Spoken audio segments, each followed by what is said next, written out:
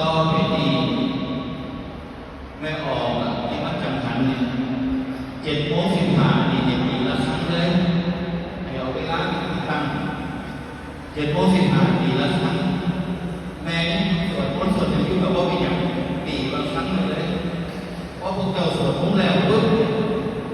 เพราะพวกเจ้าคนละทีเขามาพอดีมันก็เพราะว่าเขาตีละครั้งทันทีไปเฮ็ดแล้วตั้งตีละครั้งสวยเหมือนเปิดกล้องพวกเจ้าผ่านแล้วมันเป็นน้ำหนาเข่าหนาหน้าเห็นว่าล่ะแล้วตัดสินออกพวกเจ้าว่าเอาเวลาที่ตั้งแล้วก็ก็มีการไปน้ำหนักขึ้นนะเพราะเสียระบบทุกคนผู้นายที่แล้วก็ไปออกแล้วอยู่แล้วมีผู้ไหนกันยากผู้ไหนก็ยิ่งสิไปเห็นน้ำดีไปว่ามันก็พัฒนาก็ไม่ดีเอาเวลาเป็นที่ตั้ง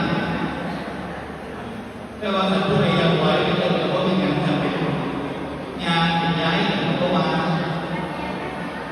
แต่ว่าเวลาเป็นที่ตั้งพระพุทธเจ้าจะต้องการสมมติว่าในกรณีที่ว่าเป็นกรณีสิ่งไหนพร้อมอยู่งานไม่เราก็ต้องเรียนต่องานกับกระทาเพื่อมาฉันคือเราก็ต้องว่าไอ้พร้อมก็แบบเครียดงานกับก็บางคนน้องที่สามที่เราเห็นก็คือการเริ่มเรียนที่ของงานก็แม่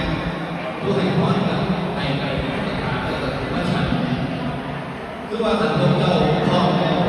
พักงานไม่ออกแล้วคนให้พร้อมในงานคือเกี่ยวกับคือเขาอยากเป็น8 โมงพวกเจ้าบ้านแล้วนะเพราะว่าต้องไปน้ำเนี่ย